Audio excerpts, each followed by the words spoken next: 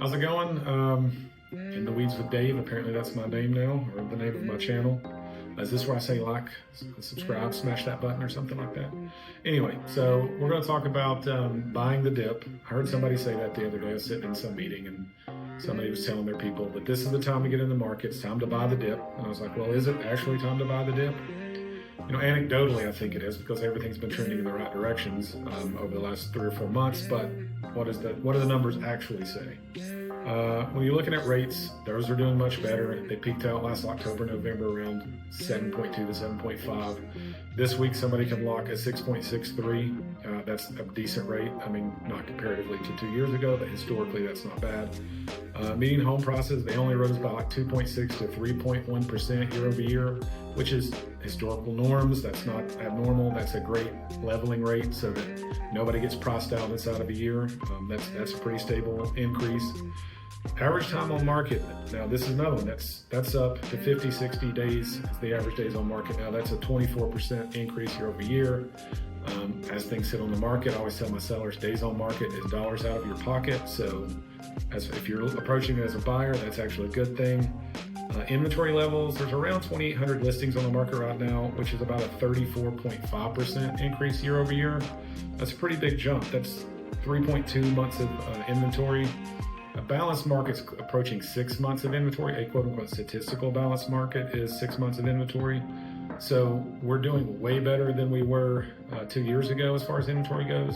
But that's like saying my net worth doubled when I went from $1 to $2. You know, we're still incredibly short of housing historically as to where we should be.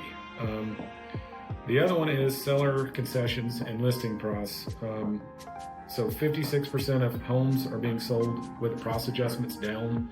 So the majority of people are having to lower prices. Only 17% of people are getting above asking. Almost the inverse was true 2 years ago.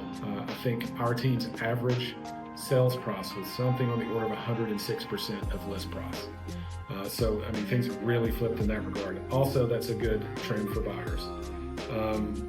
So yeah, and then seller concessions, those are up. So as far as negotiating power, price off, asking to decrease list price, asking for closing cost assistance, all of those things have improved for buyers. A lot of those are happening every day. Buying the dip sort of scenario, on certain regards, yes. I mean, is it as good as it was in 23? No, but is it better than it was last year? Absolutely, it is better. And I think we're kind of just operating this new space where these are the normal levels and this is just kind of the way it's going to go. So as a buyer, you kind of watch these little dips happen that we can take advantage of them. I think I talked about this last week. There was a huge increase in mortgage applications based on the rates trending down. And I think that's going to continue. So, you know, you get rates are improving, sellers are becoming more pliable, there's more inventory to choose from.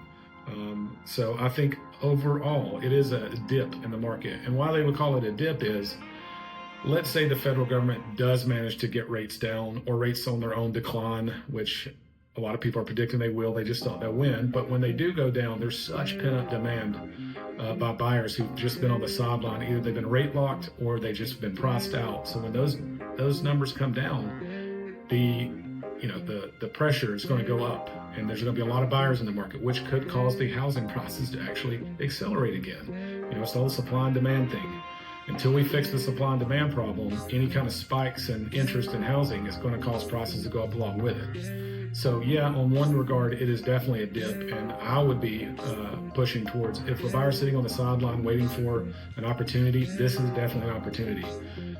You can get a lot more from the sellers, and if those rates actually do go down, you just refinance and take advantage of them. So, you know, to wrap it up, I do think there's been a dip. I also think there's some other interesting things. You know, all these numbers are specific to Chattanooga. I watch the national news as well, but, you know, real estate's hyper-local. There's some other interesting things happening in the area. I heard from somebody else in another meeting that Opendoor is liquidating a lot of their stock in the Southeast.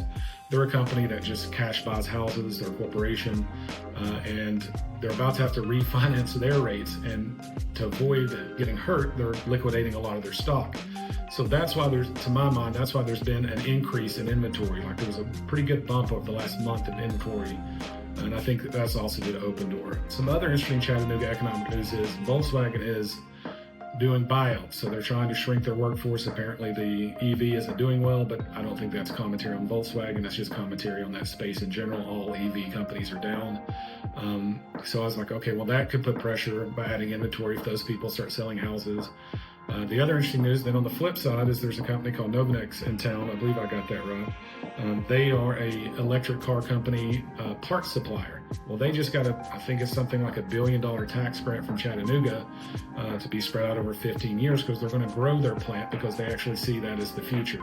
So that'll bring in people to buy housing. You know, they did lay off in January, but their long-term vision is that EVs are kind of the future. I believe EVs are the future.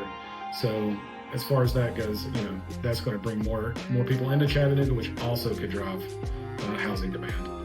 So that's just a little bit of the Chattanooga-centric news that I saw this morning. I thought was interesting. I bring to you. And I do think there's a dip. I do think buyers should take advantage of it. I think if you're waiting on like things to go back to 23, you're going to be waiting forever. I think economically Chattanooga's sound. There's some turnover in this industry and pick up in others. So overall, it is a good time to buy. You can, you know, refinance later if the rates go down. As far as nationally, you know, I think things like last week, they're trending in the same direction. I do think we're on the edge of well, we've already had a correction, which you're supposed to have a correction every 2 years, and we're in our third year without a major correction. So that's normal. If we hit recession, that will kind of redo the landscape, so to speak. But all of that, I think, is to drive interest rates down. I think that is what the administration is doing, and that plays back into buying the dip. If you want to get ahead of that, now you do want to capture those rates, but when that demand spikes because the rates come down, if they're able to accomplish that, you know, you might be in a little bit of the same situation we were in 23. Not as bad, but it could go back that way and prices could go up again. So yes, we are in a dip, and I would advise you to take advantage of it if you're in a position to do so.